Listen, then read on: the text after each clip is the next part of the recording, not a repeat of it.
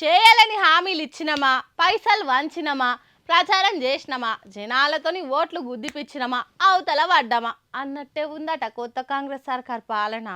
అయ్యో రామా, ఇది నేనంటున్న మాట కాదు, ఈ కాంగ్రెస్ ఏలుబడి చూస్తున్న జనాల నోట ఏమొస్తున్న మాటలు ఇవి. ఇప్పుడు దేని గురించి వచ్చిన పంచాయతీ ఇదంతా అంటారా? ఓ పరిగి అక్కల బాధ కూడా నుండ్రి, మీకే అర్థమవుతుంది.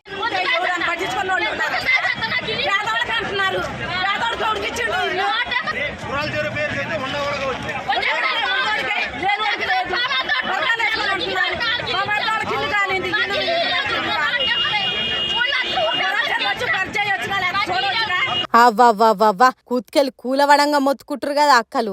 మరి ఉండదా చెప్పురి, గా మాత్రం రంది. హామీలు ఇచ్చిరు కదా, ఇచ్చినట్టు నెరవేరుస్తారని ఓట్లు గుద్దిర్రు. ఇప్పుడు గద్దెనెక్కినాక అందరినీ సమానంగా చూడాలి కదా, అట్లా చెయ్యలేదట ఖమ్మం జిల్లా అశ్వరావుపేట నియోజకవర్గంలా.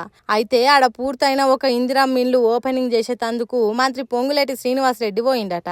అంతే ఇక ఏమిచ్చినవని వచ్చినవయ్యా, ఏందో అందరికిచ్చినట్టు ఓ గొప్పగొచ్చి కార్యం చేస్తున్నావు, మాకేడొచ్చినాయి, మాకేం ఇందిరమ్మ ఇండ్లు అని బాధపడుకుంటే ఎగబడ్డరు ఆడకట్టోళ్ళంతా మంత్రి మీదికి. ఇట్లా ఓట్ల పండుగకు వచ్చిపోయారంటే మళ్ళా ఇంతవరకు రాలే, ఇప్పుడు వచ్చినావు ఏదో అందరికి ఇండ్లు వంచినట్టే చేస్తున్నావు అని వచ్చిన మాటలతోని కడుపులున్న బాధనంతా గీ తీర్లెల్లా పోసుకున్నారు. ఇక ఇది చూసిన వాళ్ళంతా ఎవరికి ఇచ్చిర్రమ్మా, ఏం హామీలు ఇచ్చిరని బాధపడుతురు మీరు. మీకే కాదు ఎవరికి కూడా చక్కగా హామీలు అందలేవు. రైతు రుణమాఫీ సగం సగమే, రైతు బంధు సగం కాదు కదా, ఆ బంధును బందే చేసినంత కథ చేసిండ్రు. కళ్యాణ లక్ష్మి ఆడాడ తెప్పశినుకులు పడ్డట్టే అయింది. పింఛని పైసలు టైంకి వస్తనే లేవట. నిరుద్యోగ భృతి గుడిదాకా కూడా రాలే. ఓ దిక్కు రైతన్నలకు నీళ్ల కరువు, ఆత్మహత్యలు. ఇక ఇందిరమ్మ ఇండ్ల కథ గిట్లుంది. ఏం చేస్తాం పాటు, ఓట్లేసి గెలిపించిన పాపానికి మనకి గోసలు తప్పాయి. మీరు ఎంత మొత్తుకున్నా మీ నోర్లు పోతాయి తప్ప వాళ్ళు మాత్రం మారరు. ఊకరి అని ఓదారుస్తుర్రు. వీళ్ళ లెక్కనే ఇందిరమ్మ ఇండ్ల మీద ఆశలు పెట్టుకొని రాక బాధపడేటోళ్ళు.